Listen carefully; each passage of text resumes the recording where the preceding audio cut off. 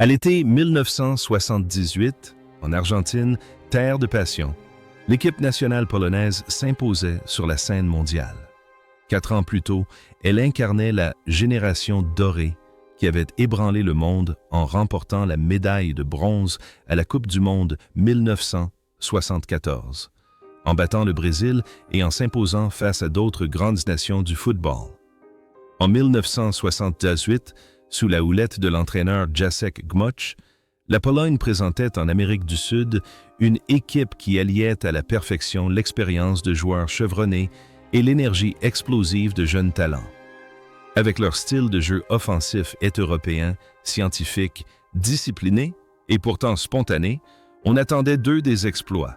Bien qu'ils n'aient atteint que les 8e de finale, le nom de cette équipe est entré à jamais dans la légende des supporters de la Vistule. Mais lorsque les projecteurs s'éteignirent, lorsque les acclamations des tribunes du Rio de la Plata s'estompèrent, ces héros retournèrent à la réalité, faite de rebondissements et d'imprévus.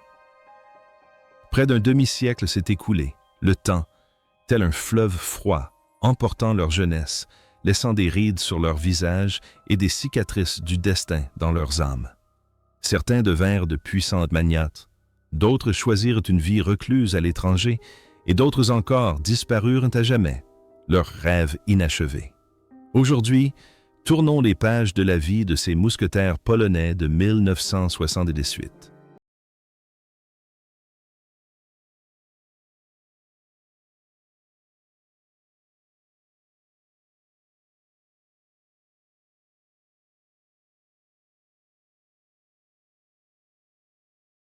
Jan Tomaszewski, le gardien du temple astucieux et imparfait. Dans les buts, Jan Tomaszewski, à Trentans, reste une figure incontournable, celui qui a tenu tête à l'Angleterre en 1960. 13 est toujours le gardien numéro 1 de l'Argentine. Avec son style atypique, parfois risqué mais doté de réflexes fulgurants, Tomaszewski est une personnalité marquante de l'équipe. Il ne se contente pas d'arrêter les ballons, il contrôle également l'espace et exerce une véritable guerre psychologique sur ses adversaires. Après avoir quitté les terrains de football, Tomaszewski est devenu un commentateur et un homme politique renommé, connu pour son franc-parler. Il formulait fréquemment des déclarations fracassantes, critiquant ouvertement les jeunes joueurs et la fédération de football. Son franc-parler, parfois brutal, lui a valu de nombreux ennemis, mais aussi de nombreux admirateurs. Il est resté fidèle à son tempérament rebelle, ne cédant jamais à l'opinion publique. Aujourd'hui, à 66 ans, Jan Tomaszewski reste un visage familier de la télévision polonaise. Malgré ses cheveux grisonnants, son esprit combatif est resté intact. Il est toujours le « génie clownesque », comme l'appelaient les Anglais, mais il endosse désormais le rôle d'un critique sévère, profondément préoccupé par l'évolution du football polonais. Kazimierz Dejna, le capitaine solitaire, au milieu de l'océan du destin. Au sein de cette équipe polonaise, Kazimierz Dejna était l'âme du milieu de terrain, un véritable architecte doté d'une intelligence de jeu hors pair. À 30 ans capitaine, il dictait le rythme du jeu grâce à des passes incisives et surtout à son fameux coup franc Rogal. Ses frappes enroulées et imparables qui sont devenues sa marque de fabrique. Les performances de Dejna témoignaient d'un sang-froid exceptionnel, même sous la pression immense des attentes de son pays. Après le tournoi de 1978, Dejna entra dans l'histoire en devenant l'un des rares joueurs d'Europe de l'Est autorisés à évoluer en Europe de l'Ouest, en rejoignant Manchester City. Cependant, sa carrière en Angleterre ne fut pas aussi brillante qu'espérée, en raison de la barrière de la langue et des différences de mode de vie. Il décida alors de s'installer aux États-Unis et intégra les San Diego Sockers, où il devint une véritable icône du football nord-américain naissant. En dehors des terrains, Dejna était un homme discret et plutôt solitaire, nourrissant toujours une profonde nostalgie pour sa terre natale. Il consacra son temps à sa famille et s'efforça de se construire une nouvelle vie aux États-Unis, où il fut reconnu comme un maître du beau jeu. Cependant, ce parcours glorieux et tumultueux prit fin brutalement. Le 1er septembre 1989, Kazimierz Dejna décédait à l'âge de 41 ans dans un tragique accident de voiture à San Diego. Sa disparition laissa un immense vide dans le cœur des supporters du monde entier. Son héritage ne se résume pas à ses buts ou à ses actions spectaculaires. Il s'agit aussi du récit poignant d'une vie de génie, toujours en quête de reconnaissance à l'étranger. Grzegorz Lato, le tourbillon dans le couloir des ailes. Si Dejna était le cerveau, Grzegorz Lato était les jambes fulgurantes de la Pologne.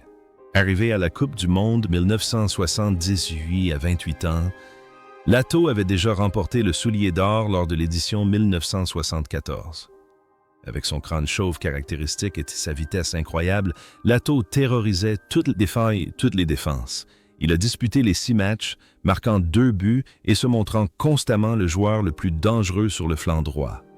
Son assiduité, son enthousiasme et son sourire bienveillant sont devenus le symbole de l'esprit combatif infatigable des Aigles Blancs.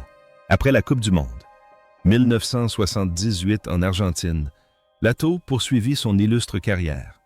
Il refusa l'invitation de Pelé à rejoindre les États-Unis, préférant la Belgique, Lokeren, puis le Mexique, Atlante, pour sa retraite, où il continua d'enchaîner les buts avec une régularité impressionnante. Contrairement à son coéquipier Dejna, Lato mena une vie après sa retraite à la fois influente et controversée. Il se lança en politique, devenant sénateur puis président de la Fédération polonaise de football, PZPN. D'un joueur adulé, il devint un entraîneur critiqué pour son style de management autoritaire et ses scandales administratifs. Pourtant, nul ne saurait nier sa passion pour le football. À 74 ans, Grzegorz Lato est désormais retraité et coule une vie paisible en famille.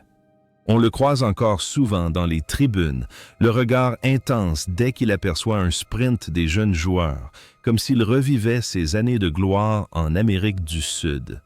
Le parcours de Lato témoigne que le prestige du terrain peut se muer en une véritable force, mais que parfois le prix à payer est la perte de l'affection du public. Antoni Szymanowski, le garde du corps silencieux. Sur le flanc droit de la défense, Antoni Szymanowski, 27 ans, est un pilier fiable. Moins flamboyant que les stars offensives, Szymanowski joue avec application, intelligence et une discipline exemplaire. Héros discret, il est toujours présent dans les zones clés pour couvrir ses coéquipiers. Sa carrière est étroitement liée au Wisła Cracovie, puis au Club Bruges en Belgique. Après sa retraite de joueur, la vie de Szymanowski a connu une période sombre, contrastant fortement avec ses performances remarquables sur le terrain. Il a tenté sa chance comme entraîneur, mais sans grand succès. Sa vie privée a été tumultueuse, marquée par des difficultés financières. Szymanowski a choisi une vie recluse, fuyant les projecteurs médiatiques. Il représente ces joueurs qui ont consacré leur jeunesse à l'équipe nationale, mais n'ont pas reçu la reconnaissance qu'ils méritaient à un âge avancé. Aujourd'hui, à 73 ans, Antoni Szymanowski mène une vie simple et paisible à Cracovie. Il évoque rarement le passé, mais chaque fois que des supporters le croisent dans la rue, il s'incline encore tout en signe de profond respect devant ce défenseur légendaire. Il incarne le sacrifice silencieux, sans jamais rechercher la gloire personnelle.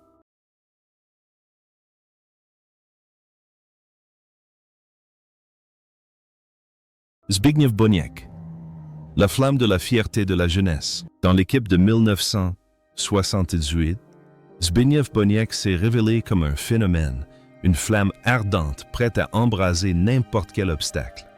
À seulement 22 ans, Boniek affichait une assurance, une confiance et un talent exceptionnel.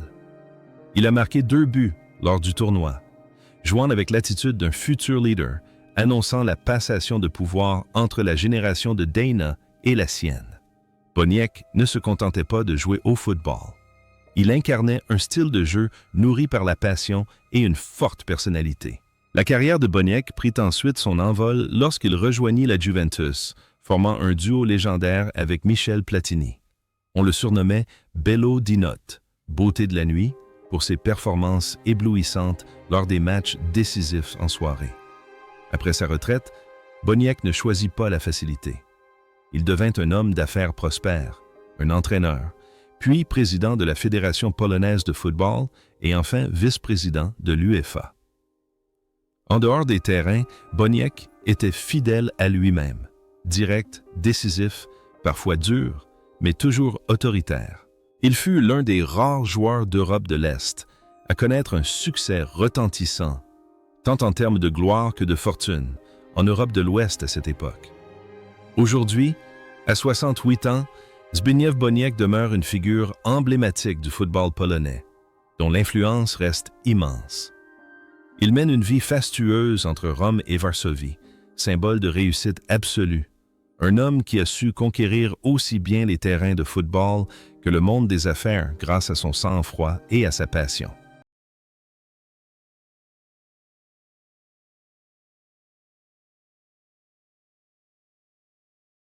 Władysław Żmuda, le rocher éternel. À seulement 24 ans, lors de la Coupe du Monde 1978, Władysław Żmuda évoluait avec le sang-froid d'un vétéran aguerri. Véritable pilier de la défense, il possédait un sens inné du jeu et un calme incroyable. Żmuda a établi un record en participant à 4 Coupes du Monde avec l'équipe nationale polonaise, un exploit sans précédent. Son football, sans fioriture, était d'une efficacité redoutable, un rempart infranchissable protégeant les cages de son équipe. La carrière de Żmuda en club l'a mené en Italie, Vérone, Cremonese, et aux États-Unis, New York Cosmos. Après sa retraite de joueur, il s'est tourné vers le coaching, prenant en charge les équipes de jeunes polonaises et occupant le poste d'entraîneur adjoint de l'équipe nationale A. Żmuda était un homme intègre, sérieux et responsable. Il a su éviter tout scandale, préservant ainsi l'image d'un entraîneur exemplaire. Aujourd'hui, à 70 ans, Władysław Żmuda coule une retraite paisible. Il participe encore régulièrement aux activités du championnat et y apporte son expertise. Sa vie est aussi calme et stable que son style défensif dans sa jeunesse. Discret, mais toujours rassurant pour son entourage.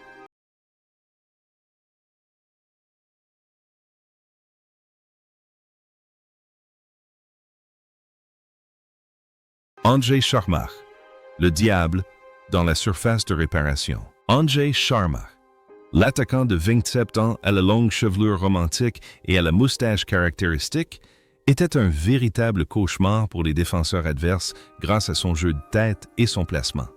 Même s'il n'a pas brillé autant lors du tournoi de 1978 qu'en 1974, le talent de Szarmach était indéniable. Il était un avant-centre classique, puissant et décisif. La carrière de Szarmach était étroitement liée au club français d'Auxerre, où il devint une légende et fut le mentor d'Éric Cantona à ses débuts. Szarmach s'adapta parfaitement à la vie en France, devenant un entraîneur renommé après sa retraite.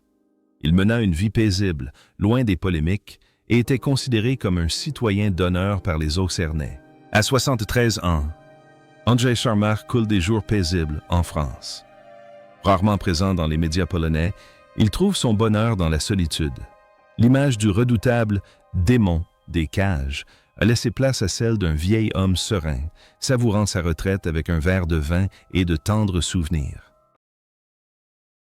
Henryk Kasperczak, l'architecte du milieu de terrain et le magicien blanc. Henryk Kasperczak, 31 ans, est un véritable moteur au milieu de terrain polonais. Doté d'une condition physique exceptionnelle, il possède également un sens tactique aiguisé. Joueur infatigable, il met en valeur les talents offensifs de son équipe. Après le tournoi, il a rejoint la France pour y jouer et a entamé une brillante carrière d'entraîneur. Fait remarquable, Kasperczak est devenu une figure emblématique du football africain. Il a entraîné plusieurs équipes nationales, notamment la Côte d'Ivoire, la Tunisie, le Mali et le Sénégal, laissant une empreinte indélébile sur le continent. Aventurier dans l'âme, il aimait relever les défis des nouvelles contrées. Sa carrière d'entraîneur a été bien plus brillante que celle de nombre de ses contemporains. Aujourd'hui, à 77 ans, après avoir surmonté plusieurs problèmes de santé, Henrik Kasperczak a pris sa retraite et vit en France. Figure emblématique du football, mentor respecté dans le monde entier, sa vie a été un long et infatigable périple, consacré à la diffusion du savoir-faire du football polonais sur les 5 continents.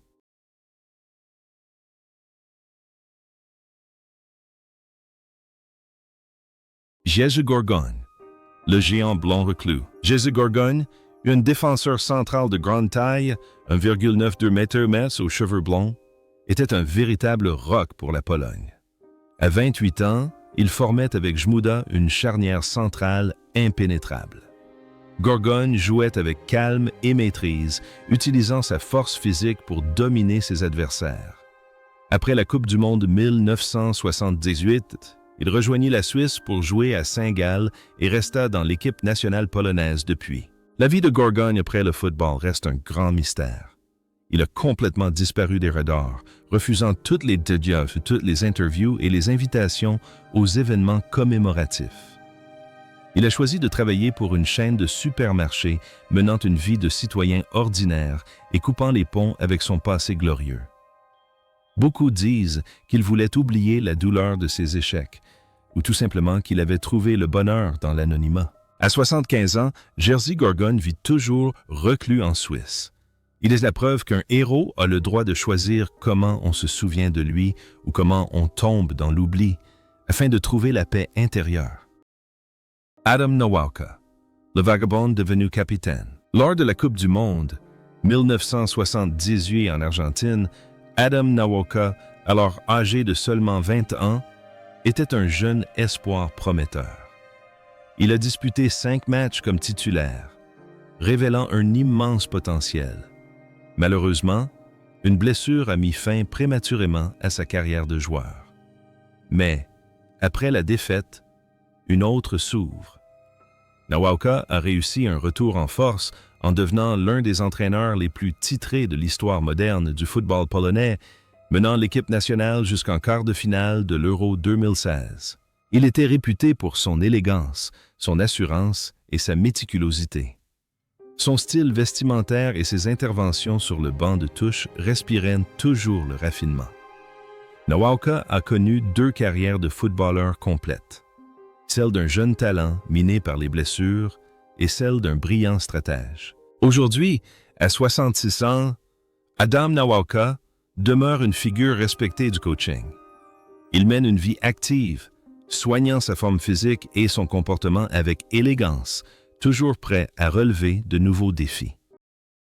Włodzimierz Lubański, la légende de la redécouverte de soi. Włodzimierz Lubański aborde la Coupe du Monde 1978 à 31 ans, auréolé du statut de légende et désireux de retrouver sa gloire passée. Une terrible blessure en 1973 l'avait privé de ses meilleures années, l'obligeant à manquer la Coupe du Monde 1974. 1978 fut sa dernière tentative. Bien que moins explosif qu'auparavant, la classe et l'expérience de Lubański lui permirent tout de même d'apporter une contribution significative. Après le tournoi, il est devenu une légende à Lokeren, Belgique, où il s'est installé et vit encore aujourd'hui. Lubański est un véritable gentleman du terrain, poli et humble.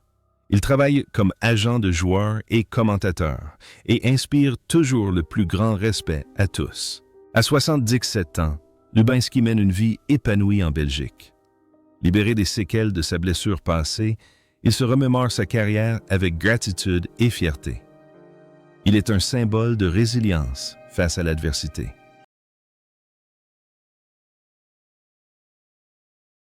Andrzej Iwan, son jeune talent et la tragédie de sa chute. Andrzej Iwan était le plus jeune joueur de l'équipe cette année-là, à seulement 18 ans. On le considérait comme un prodige, l'avenir du football polonais. Mais la vie d'Iwan s'est transformée en une tragédie douloureuse, incapable de gérer la pression. Après des succès initiaux, Iwan a sombré dans l'alcoolisme, le jeu et la dépression. Il a tenté de se suicider à plusieurs reprises, en vain.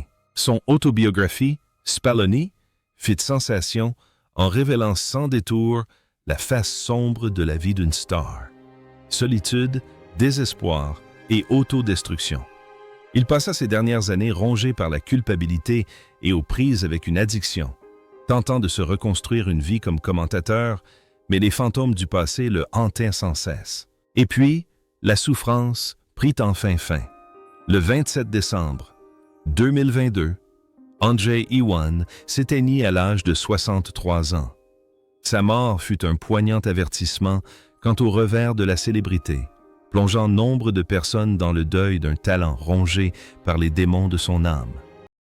Włodzimierz Mazur, l'étoile qui s'est éteinte trop tôt. Włodzimierz Mazur, l'attaquant de 24 ans, n'a disputé qu'un seul match lors de la Coupe du Monde 1978. Cependant, en club, il est une véritable légende du Zagłębie Sosnowiec. Joueur fidèle et profondément attaché à son club formateur, Mazur menait une vie simple et était apprécié de ses coéquipiers pour sa personnalité sociable. Mais le destin fut cruel. Alors que sa carrière et sa vie atteignaient une certaine stabilité, la tragédie frappa. Le 1er décembre 1988, Włodzimierz Mazur décéda subitement à l'âge de 34 ans. Une crise cardiaque foudroyante emporta ce fils prodige du football polonais alors qu'il sortait d'un supermarché. Sa disparition prématurée laissa derrière elle un vide immense et douloureux qui perdure encore aujourd'hui. Zygmunt Kukla, le gardien du temple et le destin tragique de l'ouvrier. Zygmunt Kukla, gardien remplaçant de Trent Hans, eut l'occasion de disputer 2 matchs lors de la Coupe du Monde. 1978, Tomaszewski n'étant pas au meilleur de sa forme. Il réalisa d'excellentes performances, notamment face au Pérou. Kukla était un homme simple et sans prétention. Après sa carrière de footballeur, il choisit une voie moins prestigieuse et retourna travailler comme ouvrier d'usine à Mielec. Il menait une vie de manœuvre, une existence dure et pénible, bien loin de l'image d'un héros de la Coupe du Monde. Les difficultés de la vie et l'environnement de travail toxique ont eu des conséquences néfastes sur sa santé. Le 18 mai 2016, Zygmunt Kukla s'est éteint à l'âge de 68 ans après une longue lutte contre un cancer du nasopharynx. L'histoire de ce gardien de but de la Coupe du Monde, devenu ouvrier avant de succomber à la maladie, est une triste réflexion sur la fragilité de la vie humaine.